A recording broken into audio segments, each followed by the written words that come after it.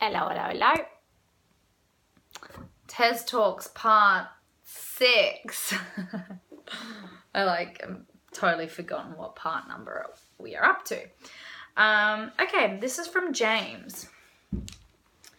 What do you do to prevent unrealistic expectations about yourself and your relationships and the sense of failure and worthlessness they bring? Well, that's a problem with expectations is when you have an expectation, if you don't meet the expectation, then how are you left feeling? Sad, disappointed, unhappy.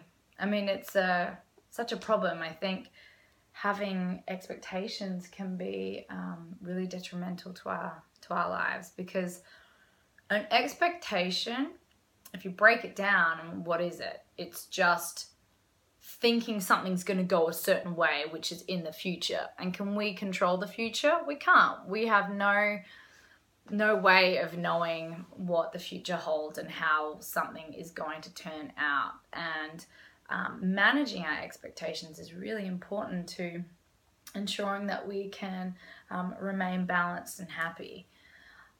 There is a really good book that I would recommend, and it breaks it down really well.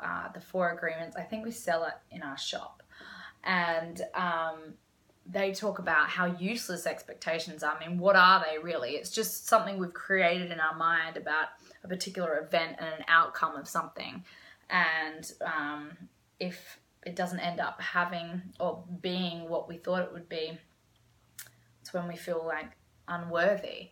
So for me, a good example of this is I had an expectation to have a home birth. It was going to be 8 hours. It was going to be on the 22nd of February. Like, I wrote out a whole birth plan, and I was like, I'm going to manifest this. I expect my birth to be exactly this way. I'm going to birth into the water, and I'm going to look at my son as I bring him out of the water.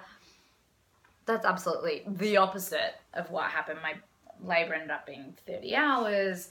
I had to give birth in the hospital. I still got to have a natural birth. I did not have a water birth.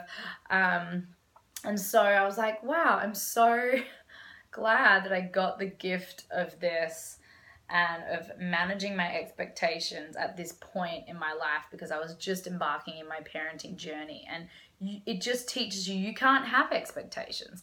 You just have to truly be present. And if you're having expectations, you're future tripping again.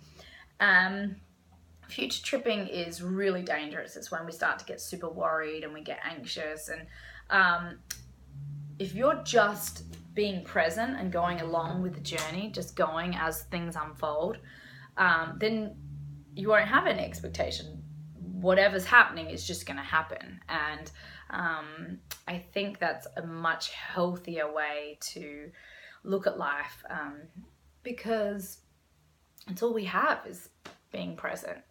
We don't know how anything's going to turn out. We can't put expectations on ourselves. I think it's unhealthy. I mean, I think it's healthy to have certain goals and ideas of how you want things to turn out. But if you have a loose connection to that and an understanding that you might have an idea of how something may be, but it may be completely different, and you're open to that. If you have that willingness to be open and to allow the experience to come to you, whatever it is, then you're going to be in a much better position to be able to deal with whatever it is that comes your way. So I would say that. And then from B. Healy, what made you get into Zen living and wellness? What inspired your Zen life? What made me get into it was I had a void inside of myself, this like hole. It felt like a hole. I felt sad and I felt afraid, and I would spend hours and hours and hours like sitting in this bed in this apartment in Beverly Hills. I was 22 and I was desperately unhappy, and I would just like read these baby books over and over, like these super thick, like what to expect 0 to 5. I would just like sit in pain and suffering because I like wasn't working, and I didn't have any money, and I wasn't in love, and I didn't know how my life was going to be, and I had all these expectations for my life of how things were going to turn out, and none of it was going according to plan. And I was alone in another country, and I had no friends, and I was so sad. I was so sad.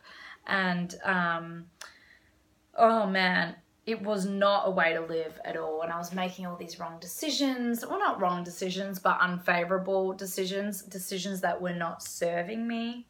And I wanted to quit acting and just go back home and, you know, be in the simple life in Adelaide. And so I was really confronted by a lot of fear and judgment, and I was critical of myself, and I was vulnerable and insecure. And then after like 3 years of this, you know, kind of lying in this state of being, I was like, there's got to be more. There's got to be more. And I know for some people, like my mum, for instance, she relies on religion to pull her out of any of that sort of thinking. But I was like, I need to cultivate something, a spiritual life. I need to find happiness. I need to be okay despite what happens around me or what happens in my world external of myself. Like, how do I be happy? I need to be happy. And that's when I started researching. I found Eckhart Tolle. I started reading his books. I started looking at manifesting and like the universe and spirituality, and I would just spend hours on the internet. I was like a sponge. I was just like reading this material, and suddenly I felt this weight starting to lift off of my body, and I was like, this feels amazing. P.S. I had no money. I was failing my auditions. I was doing like one job a year and then just like running out of rent money, and so all the things around me were like externally were not ideal, but internally I was starting to build up this beautiful armor, and it felt great, and it felt like this this thing I could rely on. It was really wonderful. It was like I held my own hand, and I was like, you're okay, we're in this together, we got this. And I never felt alone anymore, and that was one of my biggest things, was loneliness. It was really challenging for me. And the more I went into this world, other things started opening up. Like, I'd meet people who'd be like, hey, come and do this meditation. Have you ever done yoga before? Why don't you try yoga? You should read this book. Have you like heard about Buddhism? It's like such a beautiful way of being. Started learning about all these things, and I just started collecting this stuff. And then all of a sudden, my world opened up, and I started acting more and more, and opportunities were coming my way. And then I met my husband, and then it's like it just like cracked open, and it was beautiful. But it all came from a place of suffering. And so they say that, I think I said this recently, that it's through your wounds the light comes in, and that was really truthful in my case. So there we go. And what inspired Your Zen Life was Phoebe and I, who was my co-founder, who's no longer with Your Zen Life, but she's still one of a good friend of Your Zen Life.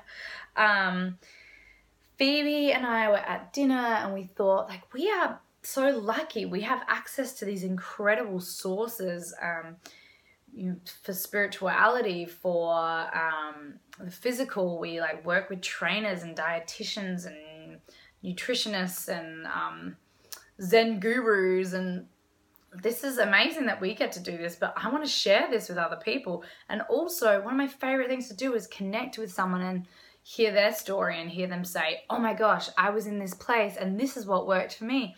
I found, you know, transcendental meditation. And then so I thought, why don't we create a community where everyone gets to have a voice, everyone gets to inspire each other, and let's like eradicate separatism. Let's celebrate what makes us the same. And it was a really exciting time for Phoebe and I, because we both were feeling like, oh, we're in this vapid industry. It can be wonderful at times, but we were like, we need to be giving. We need to be giving of ourselves. And it was really wonderful. Like, we got to this beautiful place, and we're like, let's do it. We just jumped in the deep end. We're like, we don't know if anyone will ever come. And then it became this beautiful, wonderful community that I'm so proud of. So that's what inspired it. Just having the access and really having the desire to find a community of positive people. I wanted that to exist. I wanted to be a part of that. So I was like, well, I can't really find this. So let's create it and see if it just evolves into its own thing. And it's become this beautifully rewarding environment and one of the most cherished things in my life. Cool. All right, guys, on to the next.